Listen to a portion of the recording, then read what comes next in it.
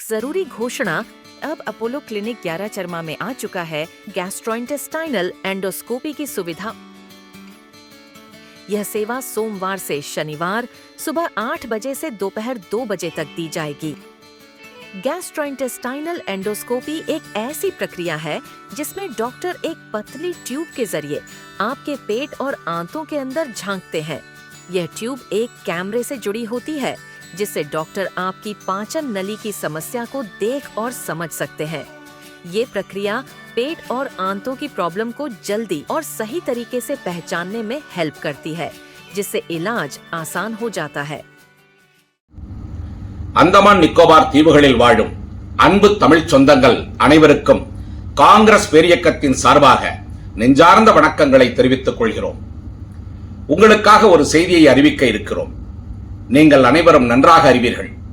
1947 பிறகு நமது தேசம் சுதந்திரம் பெற்றபின் ஏறத்தாழ 78 வருடங்களில் 55 வருடங்கள் காங்கிரஸ் பேரியக்கத்தினுடைய மக்களாட்சி இந்தியாவை வளர்ச்சி பாதையை நோக்கி அழைத்துச் சென்றது.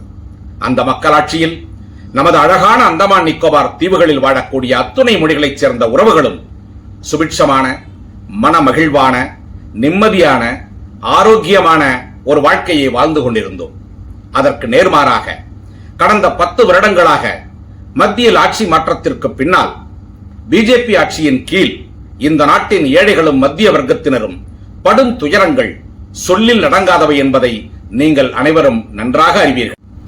ஏராளமான வரிச்சுமை, உணவுப் பொருட்களின் விலையேற்றம், மின்சார பற்றாக்குறை, விமான போக்குவரத்தில் பிரச்சனைகள், அனைத்து தீவுகளிலும் உள்ள அரசு மருத்துவமனைகளில் போதுமான மருத்துவர்கள் பற்றாக்குறை, மருந்துகள் பற்றாக்குறை, அனைத்து அரசு பொதுத்துறை நிறுவனங்களிலும் பணியாளர்களுக்கான ஆட்கள் பற்றாக்குறை என பல்வேறு பிரச்சனைகளை நமது தீவுகள் சந்தித்துக் கொண்டிருக்கிறது. குறிப்பாக நமது தென் அந்தமானோடு இணைந்திருக்கும் வட மத்திய அந்தமான் என்று சொல்லக்கூடிய நார்த் மிடில் அந்தமான் பகுதிகளில் வாழும் நம்முடைய உறவுகள் கடும் மன உளைச்சலில் ஒவ்வொரு நாளையும் கழித்துக் கொண்டிருக்கிறார்கள்.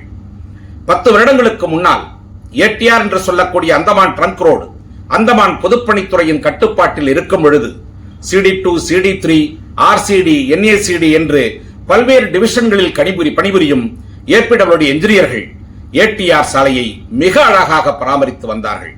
ஆனால் பிஜேபி அரசாங்கம் இந்த ஏடிஆர் சாலையை தேசிய நெடுஞ்சாலையாக அறிவித்து NH4 ஆக மாற்றியபின் அந்த மக்கள் படும் துயரம் ஏட்டில் எழுத முடியாதவை.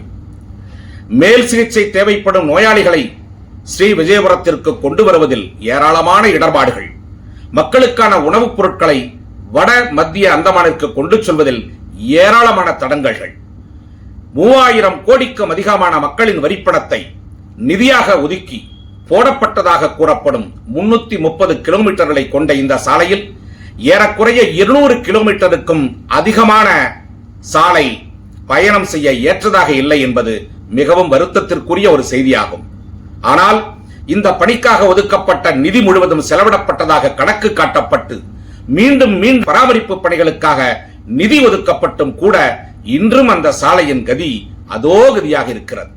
ஆகவே ஆயிரக்கணக்கான கோடி ரூபாய் மக்கள் வரிப்பணத்தை இந்த அரசு சாலையின் பெயரால் வீணாக்கியதை கண்டித்தும், இன்றும் கூட அந்த சாலை பயணம் செய்ய லாயக்கில்லாத நிலையை கண்டித்தும் ஏராளமான குண்டு குழியும் சேரும் சகதியும் நிறைந்து பலமுறை பேருந்துகள் மற்றும் கார்கள் கவிழ்ந்து விபத்துக்குள்ளாகி மக்கள் சந்திக்கும் ஆபத்துக்களை சுட்டிக்காட்டியும் காங்கிரஸ் பேரியக்கத்தின் சார்பில் வருகின்ற 1/11/2025 சனிக்கிழமை என்று காலை 8 மணி முதல் ரங்கத் பஜாரில் சாலை மறியல் நடைபெற இருக்கிறது. வடமத்திய அந்தமான் NH4 சாலையை மிக விரைவாக சரி செய்ய வேண்டும், உள்ளாட்சி அமைப்புகளுக்கான அதிகாரம் மற்றும் அனைத்து அரசு மருத்துவமனைகளிலும் போதுமான மருத்துவர்கள் மற்றும் மருந்துகள் கிடைப்பதை உறுதி செய்ய வேண்டும் போன்ற கோரிக்கைகளை வலியுறுத்தி நடைபெற இருக்கும் இந்த சாலை மறியலில் வடமத்திய அந்தமானில் உள்ள அனைத்து பொதுமக்களும் கலந்து கொள்ளுமாறு காங்கிரஸ் பேரியக்கத்தின் சார்பாக அன்போடு அழைக்கிறோம். மேலும் நமது தீவுகளில் வாழும் அனைத்து உறவுகளும் நேரடியாக இந்த மறியலில் கலந்து கொள்ள முடியாவிட்டாலும் கூட சமூக ஊடகங்களின் வாயிலாகவும் தங்களுடைய ஒத்துழைப்பை நல்கி காங்கிரஸ் பேரியக்கத்தின் இந்த பெரும் முயற்சிக்கு கரம் கொடுப்பீர்கள் என்று மனதாக நம்புகிறோம். காங்கிரஸ் பேரியக்கம் எப்பொழுதுமே ஏழைகளுக்காக பாடுபடக்கூடிய ஒரு இயக்கம்.